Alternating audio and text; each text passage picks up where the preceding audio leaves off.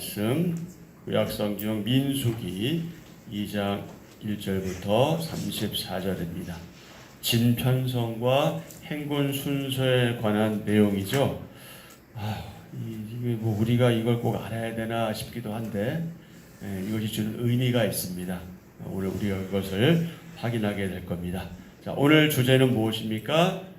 진편성에 담긴 의미 그리고 삶의 중심과 방향. 자, 1절입니다. 여호와께서 모세와 아론에게 말씀하여 이르시되 이스라엘 자손은 각각 자기의 진영의 군기와 자기의 조상의 가문의 기호 곁에 진을 치되 회막을 향하여 사방으로 치라. 동방 해돋는 쪽에 진칠 자는 그 진영별로 유다의 진영의 군기에 속한 자라. 유다 자손의 지휘관은 암미나답의 아들 나손이요 그의 군대로 계수된 자가 74,600명이며 그 곁에 진칠 자는 이사갈 지파라. 이사갈 자손의 지휘관은 수알의 아들 느다넬이요 그의 군대로 계수된 자가 54,400명이라. 그리고 스불론 지파라. 스불론 자손의 지휘관은 헬론의 아들 엘리압이요 그의 군대로 계수된 자가 57,400명이니 유다 진영에 속한 군대로 계수된 군인의 총계는 186,400명이라. 그들은 제1대로 행진할지니라. 남쪽에는 르우벤 군대 진영에 군기가 있을 것이라. 르우벤 자손의 지휘관은 스데울의 아들 엘리술이요 그의 군대로 계수된 자가 46,500명이며 그 곁에 진칠 자는 시므온 지파라. 시므온 자손의 지휘관은 수리사대의 아들 슬루미엘이요 그의 군대로 계수된 자가 59,300명이며 또 갓 지파라. 갓 자손의 지휘관은 르우엘의 아들 엘리아삽이요 그의 군대로 계수된 자가 45,650명이니 르우벤 진영에 속하여 계수된 군인의 총계는 151,450명이라. 그들은 제2대로 행진할지니라. 그 다음에 회막이 레위인의 진영과 함께 모든 진영의 중앙에 있어 행진하되 그들의 진친 순서대로 각 사람은 자기의 위치에서 자기들의 길을 따라 앞으로 행진할지니라. 서쪽에는 에브라임의 군대의 진영에 군기가 있을 것이라. 에브라임 자손의 지휘관은 암미후세 아들 엘리사마요 그의 군대로 계수된 자가 45,500명이며 그 곁에는 므낫세 지파가 있을 것이라. 므낫세 자손의 지휘관은 부다술의 아들 가말리엘이요 그의 군대로 계수된 자가 32,200명이며 또 베냐민 지파라. 베냐민 자손의 지휘관은 기드오니의 아들 아비단이요 그의 군대로 계수된 자가 35,400명이니 에브라임 진영에 속하여 계수된 군인의 총계는 108,100명이라. 그들은 제3대로 행진할지니라. 북쪽에는 단 군대 진영에 군기가 있을 것이라. 단 자손의 지휘관은 암미사대의 아들 아히에셀이요 그의 군대로 계수된 자가 62,700명이며 그 곁에 진칠 자는 아셀 지파라. 아셀 자손의 지휘관은 오그란의 아들 바기엘이요 그의 군대로 계수된 자가 41,500명이며 또 납달리 지파라. 납달리 자손의 지휘관은 에난의 아들 아히라요 그의 군대로 계수된 자가 53,400명이니 단의 진영에 속하여 계수함을 받은 군인의 총계는 157,600명이라. 그들은 길을 따라 후대로 행진할지니라 하시니라. 이상은 이스라엘 자손이 그들의 조상의 가문을 따라 계수된 자니 모든 진영의 군인 곧 계수된 자의 총계는 60만 3,550명이며 레위인은 이스라엘 자손과 함께 계수되지 아니하였으니 여호와께서 모세에게 명령하심과 같았느니라. 이스라엘 자손이 여호와께서 모세에게 명령하신 대로 다 준행하여 각기 종족과 조상의 가문에 따르며 자기들의 길을 따라 진치기도 하며 행진하기도 하였더라. 아멘. 오늘의 말씀 요약입니다. 하나님이 이스라엘 자손에게 각각 자기 진영의 군기와 가문의 기호 곁에 진을 치되 진영 중앙에 회막을 세우고 동쪽에 유다, 남쪽에 루벤, 서쪽에 에브라임, 북쪽의 단 지파가 진을 치라고 명하십니다. 행진 때는 유다 진영, 루벤 진영, 회막, 에브라임 진영, 단 진영 순서로 행진하라고 하십니다. 아멘. 1절부터 17절은 회막 중심의 진편성, 18절부터 34절은 조직적인 진편성. 여러분 야곱의 12아들하고 12지파하고 어떤 차이가 있죠? 야곱의 12아들 중에는 누가 들어갑니까? 요셉이 있고 레위가 있잖아요. 근데 12지파에는 요셉과 레위가 빠지죠. 근데 지금 누가 들어가요? 므낫세와 에브라임이 들어가죠. 므낫세와 에브라임 누구의 아들이에요? 요셉의 아들이에요. 그런데 야곱이 유언할 때 그 아이들을 자기 아들로 하겠다고 그래요. 그래서 12지파에 요셉이 빠지고 므낫세와 에브라임이 들어갑니다. 레위가 빠지고, 그래서 12지파가 형성이 된 건데, 오늘 바로 이 12지파가 이 회막을 중심으로 그렇게 진을 구성하고 또 행군할 때도 그렇게 하나님 명령대로 나아가는 그 모습을 우리가 보게 되죠. 자, 하나님 백성의 중심에는 항상 누가 계셔야? 하나님이 계셔야 한다. 하나님은 그분의 군대인 이스라엘이 무엇을 중심으로? 회막을 중심으로 진을 치고, 무엇을 중심으로?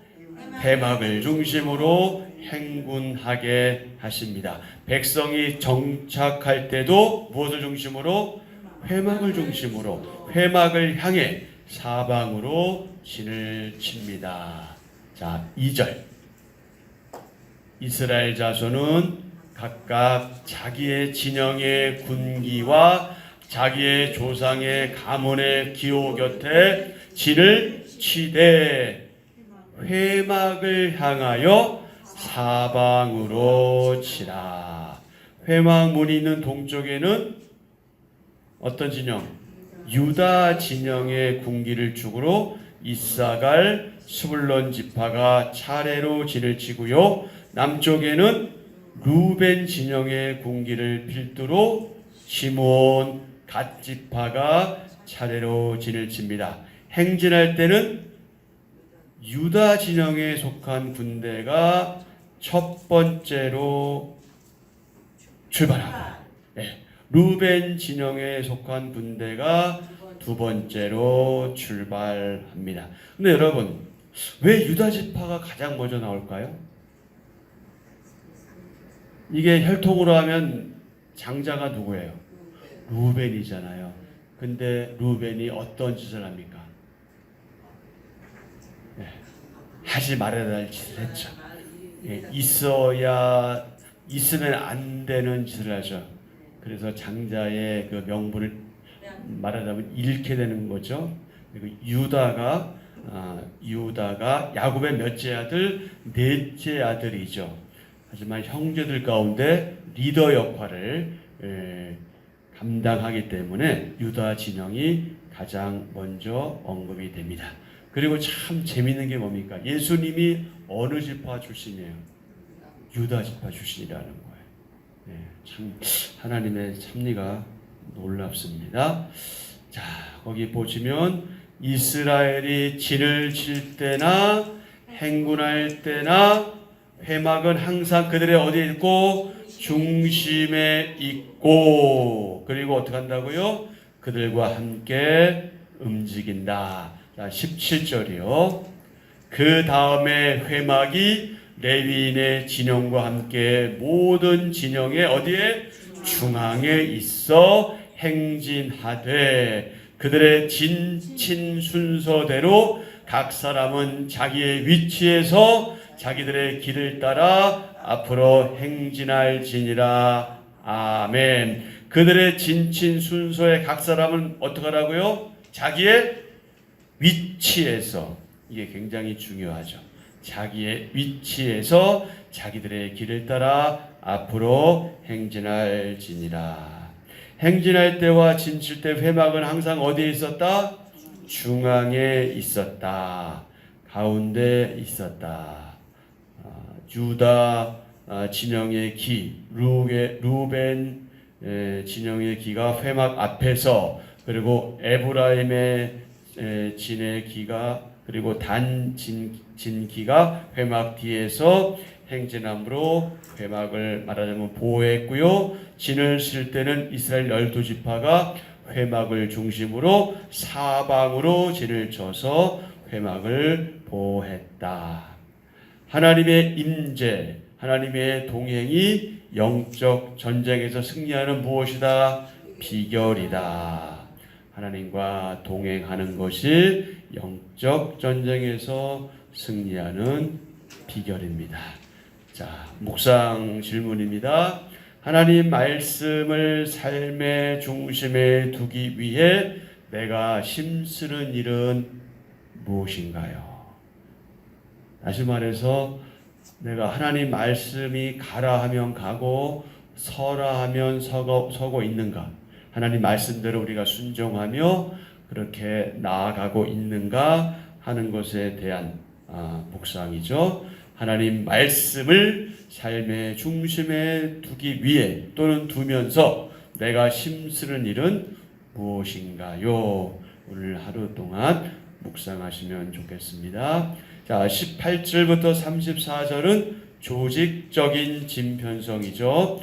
동쪽과 남쪽에 이어 서쪽에는 에브라임 진영의 군기를 중심으로 므낫세와 베냐민 지파가 진을 치고 이들은 몇 번째로? 세 번째로 출발한다. 북쪽에는 단 지파가 먼저 해서 아셀과 납달리 지파가 진을 치고 이들은 제일 나중에 출발합니다. 세 지파, 세 지파, 세 지파, 세 지파 이렇게 3, 4, 12, 12지파죠. 자, 질서의 하나님은 무엇을 중심으로?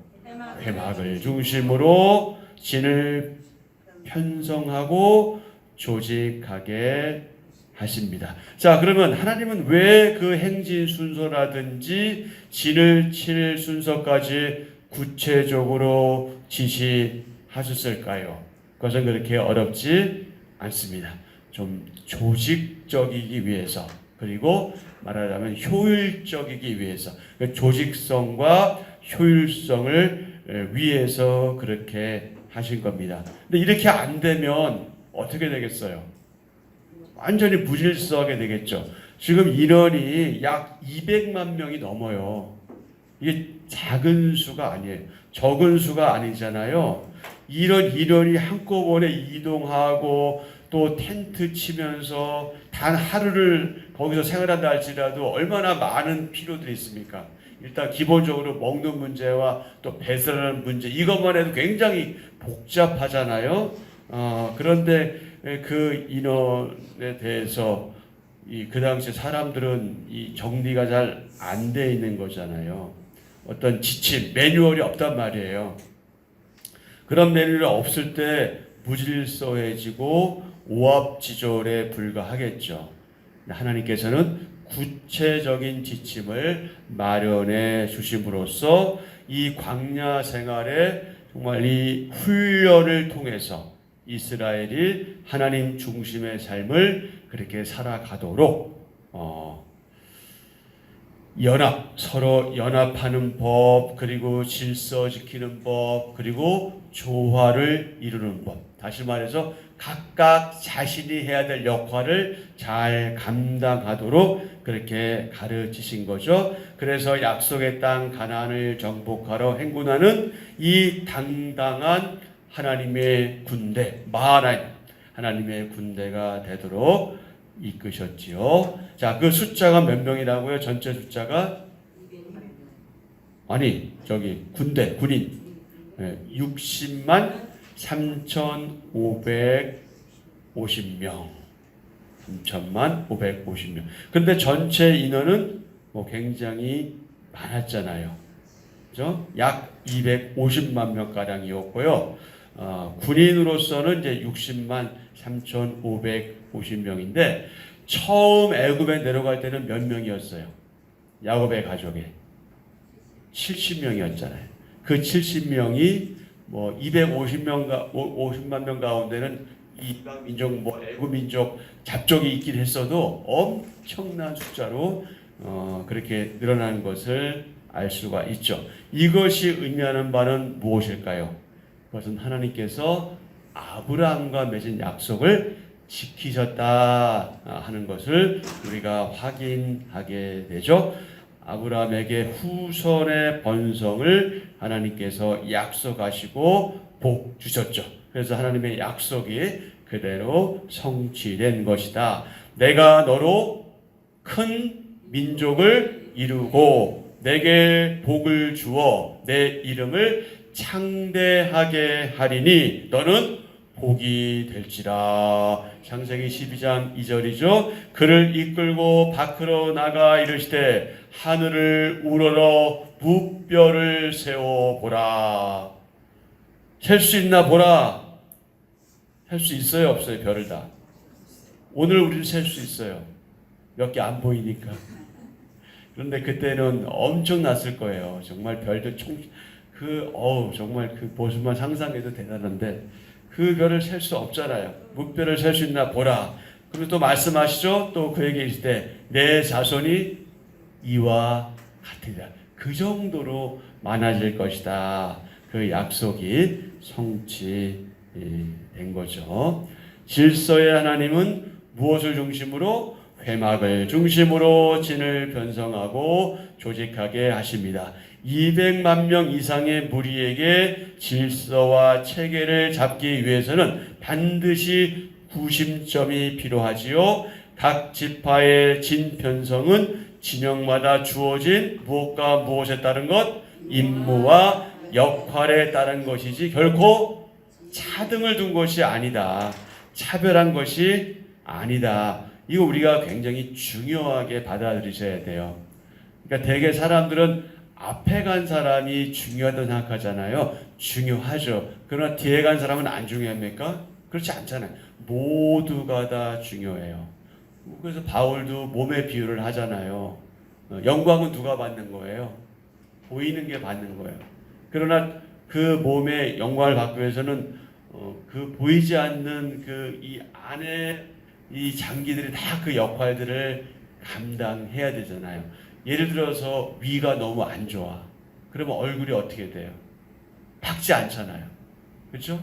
그러니까 보이지 않는 것이 어쩌면 더 중요한데 우리들의 연약성이 무엇입니까? 가능하면 내 이름이 나기를 원하고 내가 앞에 서기를 원하고 사람들이 나기를 알아주기를 원하잖아요. 그 자체는 잘못된 것은 아니에요. 그런 마음 가질 수 있으나 그거 비교하면서 왜 나는 이런가? 나는 왜 앞에 서지 못하나? 왜 나는 맨날 뒤에인가? 이럴 필요 없다. 왜? 오히려 그런 내가 더 훨씬 더 중요할 수 있고 하나님께서 그런 나를 바라보시니까. 그러니까 우리는 자꾸 사람이 나를 바라봐 주는 것에 민감하게 되면 오히려 중요한 것을 잃을 수도 있어요. 그러니까 각자 그 자리에서 자기의 역할을 감당하면 되는 거죠. 그러나 그럼에도 불구하고 우리들 가능하면 어떠길 원해요? 자꾸 내 이름 나기를 원하고 내가 알려지기를 원하잖아요. 근데 그것은 우리가 좀 더 신앙이 성숙해져 가면 그런 마음도 좀 내려놓게 되지 않을까 싶어요. 또 그래야 되고 그게 성숙인 거예요. 어른과 아이의 차이가 뭡니까? 바로 그런 거 아니겠어요? 참을 수 있고 기다려줄 줄 알고 뭐 이런 거 아니겠어요? 근데 애들은 그런 거 잘 못하잖아요. 당장에 뭐 필요하면 막 살아고 조르기도 하고 하지만 어른들은 참아내기도 하고 또 때를 보기도 하고 이제 이런 게 있는 것처럼 우리가 성숙함에 따라서 조금씩 달라지는 건데 하나님은 차등을 주시는 분이 아니고요. 차별하시는 분이 아닙니다. 각 임무와 역할에 따라서 잘 감당하면 되는 거죠. 자, 믿음의 공동체에서 시작. 믿음의 공동체에서 성도는 하나님이 정해 주신 질서와 체계에 순응하며 자신에게 주어진 역할을 충실하게 감당해야 합니다. 아멘. 한 번 더요. 믿음의 공동체에서는 성도는 하나님이 정해주신 질서와 체계에 순응하며 자신에게 주어진 역할을 충실하게 감당해야 합니다. 자, 묵상 질문. 우리는 믿음의 공동체 안에서 내게 또 우리에게 주어진 자리와 역할에 대해서 어떤 마음을 품고 있나요? 자, 여러분들은 어떤 마음을 품고 계십니까? 자, 오늘 하루 동안 묵상하시면 좋습니다. 자, 1장에서는요, 전쟁에 출정한 군인들의 수가 계수되었고요. 2장에서는 진영의 배치에 관한 지침이 주어집니다. 민수기에서 여호와께서는 주로 누굴 통해서 말씀하시냐면 모세를 통해서 말씀하시는데, 여러분 2장 1절에 보시면 누가 나와요? 모세와 아론에게 말씀하시는 게 나와요. 모세와 아론을 통해서 말씀하신 게 나오고요. 이게 참 특이한 부분이긴 합니다. 진의 배치와 관련해서는요, 이렇게 모세와 아론에게 말씀하셨고요. 이스라엘 자손은 회막을 중심으로 진영별로 회막을 향해 사방에 진을 치도록 명령받았습니다. 계수된 군인의 총수는 몇 명이었다고요? 60만 3,550명. 1장에서 계수된 군인의 수와 같죠. 레위인들은 여호와의 명령대로 숫자에 포함되지 않았습니다. 자, 34절입니다. 34절. 자, 잠깐만요. 34절. 자, 시작. 이스라엘 자손이 여호와께서 모세에게 명령하신 대로 다 준행하여 각기 종족과 조상의 가문에 따르며 자기들의 길을 따라 진치기도 하며 행진하기도 하였더라. 아멘. 이스라엘 자손이 여호와께서 모세와 아론에게 명령하신 대로 모두 어떻게 했다? 준행했다. 오늘 우리에게 교훈하는 바가 무엇입니까? 저와 여러분 우리도 역시 하나님 말씀대로 준행해야 한다. 하나님 말씀에 순종해야 한다. 자, 우리는 광야 같은 세상에서 살아가고 있는데 우리는 하나님 중심의 삶으로 우리의 신앙의 자세를 가져가야 하겠다. 신앙의 방향을 하나님께 고정하고 예수님 중심의 삶을 살며 건강한 신앙 공동체의 지체들이 되어야 하겠다. 하나님 삶의 중심으로 살아가면서 신앙의 방향은 하나님이어야 한다는 사실을 늘 기억하고 최선을 다해서 공동체를 위해서 섬기고 봉사해야 하겠다. 그러면서 이것은 예수님 중심의 신앙에서 나오는 자연스러운 결과임을 확인하게 되겠죠. 그리고 매우 중요한 사실 한 가지 우리 같이 하실까요? 모든 역할은 소중하다. 그래서 우리 모두가 다 어떤 존재다? 소중하다. 교회에서 목사만 소중한 게 아니라 목사가 아닌 비목사인 여러분, 어떤 형태에 있든지 여러분과 제가 다 중요하다. 왜? 우리는 소중하니까. 그리고 우리에게는 무엇이 필요해요? 누가 필요해요? 신앙의 공동체가 필요하다. 우리 모두가 다 소중한 사람들이다. 성막을 중심으로 12지파가 진을 쳤지요. 이것은 무엇을 의미한다? 하나님 중심의 삶을 의미한다. 이들은 행진할 때에도 레위인과 성막 기구들을 어디에 위치시켰다? 가운데 중앙에 위치시켰다. 이건 역시 철저한 하나님 중심의 생활이다. 자, 그러면 이제 우리가 질문할 게 한 가지 있죠. 그러면 저와 여러분 우리의 삶은 하나님 중심입니까? 아니면 자기 중심입니까? 스스로에게 한번 질문해 보시고요. 우리는 하나님 중심의 삶을 살아야 하겠죠. 우리는 이스라엘 백성이 가나안을 향해 가는 것처럼 우리는 어디를 향해 가고 있어요? 하나님 나라, 완전한 나라 천국을 향해 가고 있잖아요. 마치 가나안을 가는 것처럼 천국으로 가는 길은 광야와 같이 그렇게 힘들고 어려운 과정입니다. 우리 인생길 자체가 그렇잖아요. 수많은 고난이 있고요. 우리 삶에 유혹도 있습니다. 그러기에 어떻게 해야 된다? 신앙의 방향을 하나님께 고정해야 하고 하나님 중심으로 살아가야 하겠다. 그리고 건강한 신앙 공동체에 속해서 영적으로 보호받으면서 서로 선한 영향을 미쳐가고 그리고 신앙을 성장시켜가는 그런 저와 여러분이 되어야 하겠다 하는 것이 오늘 우리에게 주는 이 본문 말씀의 중요한 교훈이 되겠습니다. 자, 우리 한번 같이 하실까요? 우리는 뭐하다? 소중하다. 우리 다 소중한 사람들. 그래서 우리가 서로 어떻게 여겨야 되는 거예요? 귀하게 여겨야 되는 거예요. 소중하게 여겨야 돼요. 아껴야 돼요. 넓게 이것을 우리는 뭐라고 표현하는 거예요? 사랑하는 표현하는 거예요. 그래서 이렇게 서로 사랑하며 상대방을 더 생각하면서 상대방을 생각하면 그 사람 누굴 생각해요? 상대방을 생각하잖아요. 그러니까 서로 그렇게 가는 거예요. 근데 나만 사랑해줘라고 할 때는 불편해지는 거예요. 힘들어지는 것이. 그래서 내가 상대방을 사랑할 때 그 사람도 상대방을 사랑하니까 서로 사랑하는 게 되는 거예요. 그 사랑이 우리 가운데 이때 누구를 중심으로? 하나님 중심으로. 이렇게 우리가 어디까지? 하나님 나라, 완전한 하나님 나라 천국에 갈 때까지 그렇게 우리 협력하면서 나아가는 것이다. 각각 자기의 위치, 그 직분에 맞게 또 자기의 위치에 맞게 이렇게 가면 된다. 그리고 우리에게 주어진 이 신앙 공동체, 이 아름다운 이 지체들과의 관계 속에서 늘 서로를 향해서 복 빌어주고 기도해 주면서 함께 협력해서 선을 이루어 나가야 하겠다. 자, 한 절 묵상입니다. 그 전에 그 옆에 보면은 박영선 목사님이 이런 말씀을 하셨네요.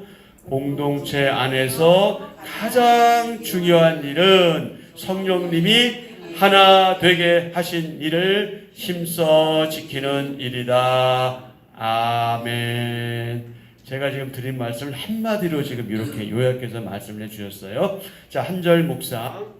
복된 인생은 말씀의 길을 따라 걸어갑니다. 이스라엘은 하나님의 명령대로 다 준행함으로써 질서 있고 견고한 공동체로 세워져 갑니다. 하나님의 말씀에 대한 온전한 순종은 생각 없는 신앙이 아니라 가장 현명한 신앙입니다. 이스라엘의 광야 생활을 한마디로 요약하면 길을 따라 진을 치기도 하고 행진하기도 했다입니다. 우리도 영적 깃발 대신 주님을 따라 믿음의 진을 치고 행진해야 합니다.